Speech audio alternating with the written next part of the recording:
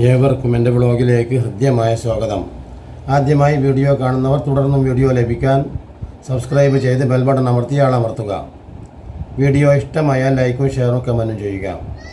ഞാൻ ഇന്ന് പറയുന്നത് എന്താണ് യഥാർത്ഥത്തിൽ ഇപ്പോൾ ഇന്ത്യയിൽ നടക്കുന്ന നിലപാടുകൾ. യഥാർത്ഥത്തിൽ നമുക്കൊക്കെ ഒരു പ്രതീക്ഷയുണ്ടായിരുന്നു. യഥാർത്ഥത്തിൽ ഒരു വലിയ പ്രതിപക്ഷമായിട്ടെങ്കിലും കോൺഗ്രസിൻ്റെ നേതൃത്വത്തിൽ ഒരു വലിയ ഒരു ശക്തി വന്നിരിക്കുന്നു. യഥാർത്ഥത്തിൽ ഇതിനകത്തൊക്കെ ഒരു വലിയ തന്ത്രമുണ്ട് എന്ന് വേണം പറയാൻ. എന്തുകൊണ്ടെന്നാൽ ഇത്രയും ഏകദേശം 243 സീറ്റാണ് യഥാർത്ഥത്തിൽ പ്രതിപക്ഷത്തിന് കിട്ടിയത്. അതിനേക്കാൾ ഏകദേശം കുറഞ്ഞ ഒരു മികവ് മാത്രമേ NDA മുന്നണിക്ക് കിട്ടിയിട്ടുള്ളൂ ഭരണത്തിലേറാൻ. ഇവിടെ നമ്മളൊക്കെ വിചാരിച്ചു സ്വാഭാവികമായിട്ടും ഒരു വലിയ പ്രതിപക്ഷം ഒരു ശക്തമായിട്ടുണ്ട്. ഇപ്പോൾ തികച്ചും ഇതുവരെ ഉണ്ടായിരുന്ന പ്രതിപക്ഷമല്ല ഇപ്പോൾ. അതുകൊണ്ട് തന്നെ നല്ല പല്ലും നഖവുമുള്ള ഒരു ശക്തിമത്തായ പ്രതിപക്ഷമാണ് ഇപ്പോൾ നമുക്ക് കിട്ടിയിട്ടുള്ളത്. ഇതൊക്കെ യഥാർത്ഥത്തിൽ മോഡിയുടെ ഒരു തന്ത്രമായിരുന്നോ എന്ന് വേണം നമുക്ക് ചിന്തിക്കാൻ. സ്വാഭാവികമായിട്ടും ഒരു വോട്ടിന് പോലും ഭരണം കരസ്ഥമാക്കുക എന്ന ലക്ഷ്യമാണ് യഥാർത്ഥത്തിൽ മോഡിക്കുള്ളത്. എന്തിനു വേണ്ടിയാണ് അങ്ങനെ? സത്യത്തിൽ എന്ത് തന്നെയായാലും നമ്മൾ ഒരു വോട്ടിനായാലും ശരി വിജയിച്ചവനാണല്ലോ പിന്നെ 5 വർഷത്തോളം അധികാരവുമായി മുന്നോട്ട് പോകുന്നത്. അപ്പോൾ അവിടെ ഒരു വോട്ടിനാണോ അല്ലെങ്കിൽ ഒരു MP കൂടുതൽ കിട്ടിയത് കൊണ്ട് അല്ലെങ്കിൽ 2 MP കൂടുതൽ കിട്ടിയത് കൊണ്ടല്ലേ നിങ്ങൾ ഭരണത്തിൽ വന്നിരിക്കുന്നത്? സ്വാഭാവികമായിട്ടും ആ ചോദ്യത്തിന് എന്ത് പ്രസക്തിയാണ്? ഭരണം ലഭിക്കുക, അതോടൊപ്പം തന്നെ നാട്ടിൽ ഒരു വിശ്വസ്തതയുണ്ടാക്കുക. ഇപ്പോൾ കണ്ടില്ലേ, ഇതാണ് BJPക്കാർ ഇപ്പോൾ പരക്കെ പറഞ്ഞുകൊണ്ടിരിക്കുകയാണ്. BJPക്കാർ പരക്കെ പറയുന്നു, ഇപ്പം ഞങ്ങൾ EVM മെഷീനിൽ കളിച്ചിട്ടുണ്ട് എന്നല്ലേ നിങ്ങൾ ഇതുവരെ പറഞ്ഞിരുന്നത്? EVM മെഷീനിൽ കളിച്ചിട്ടുണ്ടെങ്കിൽ ഞങ്ങൾക്ക് 400 പറഞ്ഞില്ലേ അപ്പോൾ ഞങ്ങൾ ആ 400 നേടുമായിരുന്നല്ലോ. നോക്കണം, ഇപ്പോൾ കണ്ടില്ലേ, ഞങ്ങൾക്കൊരു 300-ന് താഴെ വന്ന് നിന്നില്ലേ?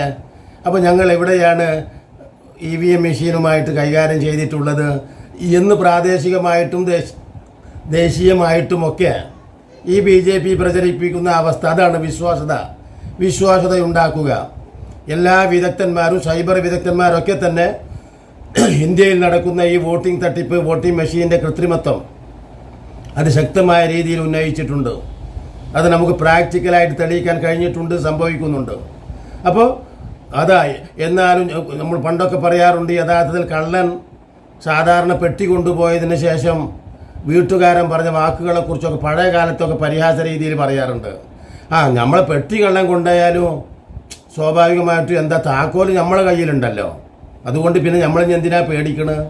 നമുക്കൊന്നും പേടിക്കാനില്ല. എന്താ, അവർ കൊണ്ടുപോയി എന്ന് മാത്രമല്ലേ ഉള്ളൂ, പെട്ടിയല്ലേ, ഇനി നമ്മളടുത്ത് തന്നെ അവർ വരും. ഈ ഒരു ധാരണയാണ് യഥാർത്ഥത്തിൽ ഇപ്പോൾ ലോകത്ത് മൊത്തം മനുഷ്യർ ആശ്വസിച്ചു കൊണ്ടിരിക്കുന്നത്. ഞാൻ പറയട്ടെ, ഈ ധ്രുവറാഡിയെ പോലെയും നോക്കണം, വിദേശത്തിരുന്ന് തൻ്റെ സൈബറിടങ്ങളിലൂടെ ശക്തിമത്തായിട്ടുള്ള പോരാട്ടം നടത്തുന്ന ധ്രുവറാഠിയുടെയും അതുപോലെ തന്നെ ആൾട്ട് ന്യൂസ് ഇന്ത്യക്കകത്ത് ഒട്ടനേകം കേസുകളുമായിട്ട് നൂലാമാലകൾ, അതാണ് മോഡി നടത്തിക്കൊണ്ടിരിക്കുന്ന ഈ കേസുകളുടെ നൂലാമാലകൾ മുഴുവനും അനുഭവിച്ച് പ്രയാസപ്പെട്ടുകൊണ്ടിരിക്കുകയാണ് രാജ്യത്തിനകത്ത് ആൾട്ട് ന്യൂസ് എന്ന് പറയുന്ന ആ സുബൈർ. അപ്പോൾ ഇത്തരത്തിലുള്ള വിരലിലെണ്ണാവുന്നവരുടെ പ്രവർത്തന ഫലമായിട്ടാണ് യഥാർത്ഥത്തിൽ ഇപ്പോൾ ഈ ചെറുതെങ്കിലുമായിട്ടുള്ള ഒരു ഭൂരിപക്ഷം, അഥവാ ഇന്ത്യ മുന്നണിക്ക് കേവലം ഒരു പ്രതിപക്ഷം ആയി തീരാനെങ്കിലുമുള്ള കഴിവുണ്ടായത് എന്ന് മറ്റൊരു കഥ. അതോടൊപ്പം തന്നെ തന്ത്രപരമായിട്ട് വോട്ടിംഗ് മെഷീനിലൂടെ ഇവരെ ഞങ്ങൾ കണ്ടില്ലേ എന്ന് പറയാനുള്ള മറ്റൊരു തെളിവ്, അഥവാ വിജയസാധ്യത ഒരിക്കലും നൽകാത്ത രീതിയിൽ, അതാണ് ഒരിക്കലും വിജയിപ്പിക്കുകയില്ല ഇനി എന്ന ഒരു തന്ത്രമാണ് ഇപ്പോൾ മോഡിയും ഫാസിസ്റ്റുകളും സ്വീകരിച്ചിട്ടുള്ളത്. ആ സമയത്താണ് ഇപ്പോൾ യഥാർത്ഥത്തിൽ സ്നേഹത്തിൻ്റെ വെറുപ്പിൻ്റെ അങ്ങാടിയിൽ സ്നേഹത്തിൻ്റെ കട തുറക്കാൻ വേണ്ടിയാണ് യഥാർത്ഥത്തിൽ ഈ കോൺഗ്രസ് അഥവാ രാഹുൽ ഇപ്പോൾ മെനക്കെട്ട് ഇറങ്ങിയത് എന്ന് പറയുന്നുണ്ട്. അപ്പോൾ യഥാർത്ഥത്തിൽ ഇപ്പോൾ ആ കച്ചവടം നഷ്ടമാണെന്ന് രാഹുലിന് തോന്നിയപ്പോൾ ഇപ്പോൾ എന്താ സംഭവിക്കുന്നത്? ആ താക്കോല് കട പൂട്ടിയിട്ട് ഇപ്പോൾ താക്കോല് തൻ്റെ പോക്കറ്റിലിട്ട് നടക്കുകയാണ് എന്നാണ് കേൾക്കുന്നത്.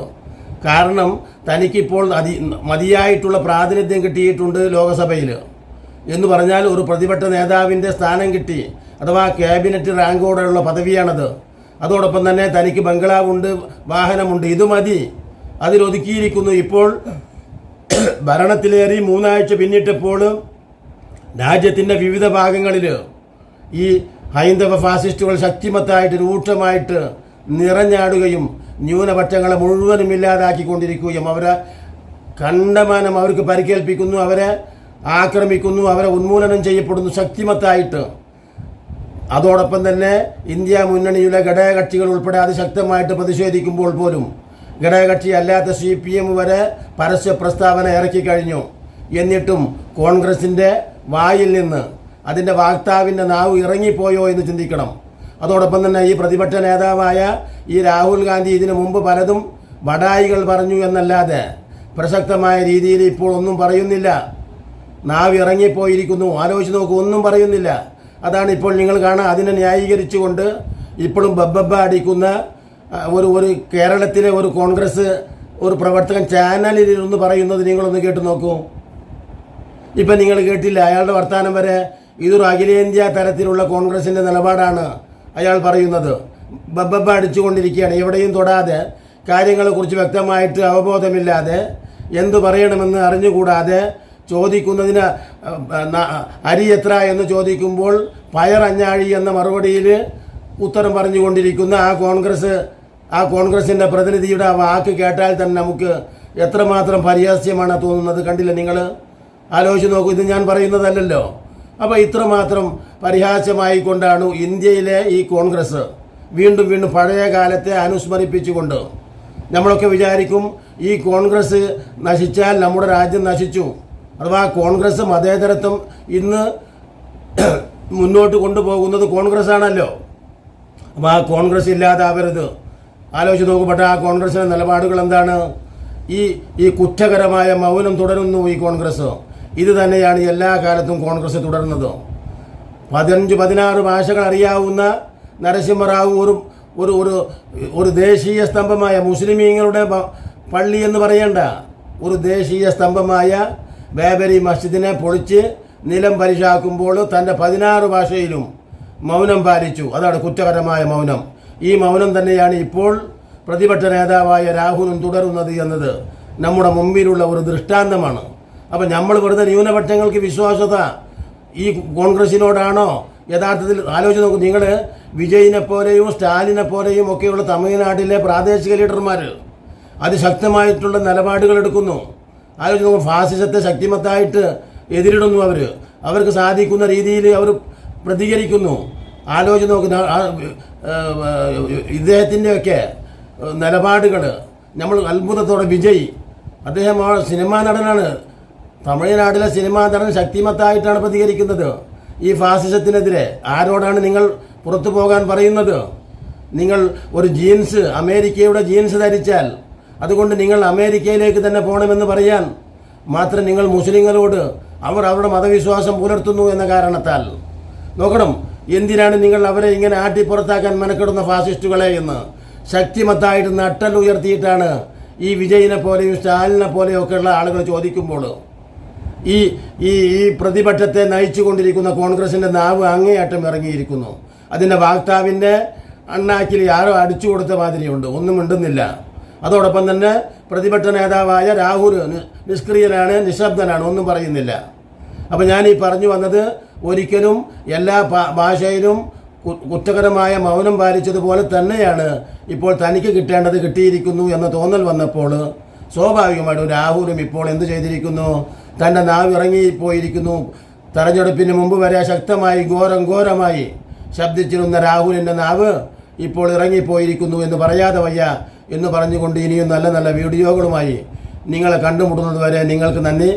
ഒന്നുകൂടെ ഞാൻ പറയുന്നു, എൻ്റെ ചാനൽ നഷ്ടമായി. ഇപ്പോൾ എനിക്കുള്ള ചാനൽ മലബാരി വ്ളോഗ് ബൈ 2 എന്ന ചാനൽ സെർച്ച് ചെയ്താൽ നിങ്ങൾക്ക് കിട്ടും. നിങ്ങൾ ലൈക്ക് ചെയ്യണം, ഷെയർ ചെയ്യണം, കമൻറ്റ് ചെയ്യണം എന്ന് പറഞ്ഞു. അഥവാ ഇതൊരു നീതിക്ക് വേണ്ടി, സത്യത്തിന് വേണ്ടി എളിയ രീതിയിലെങ്കിലും ശബ്ദിക്കാനുള്ള ഒരു ചാനലാണ്. അത് ഞാൻ എൻ്റെ കഴിവിനുപരിയായിട്ട് ശബ്ദിക്കും. അതിനുള്ള സഹകരണങ്ങൾ നിങ്ങൾ ചെയ്തു തരണമെന്ന് ഞാൻ വിനയത്തിൻ്റെ ഭാഷയിൽ അഭ്യർത്ഥിക്കുന്നു.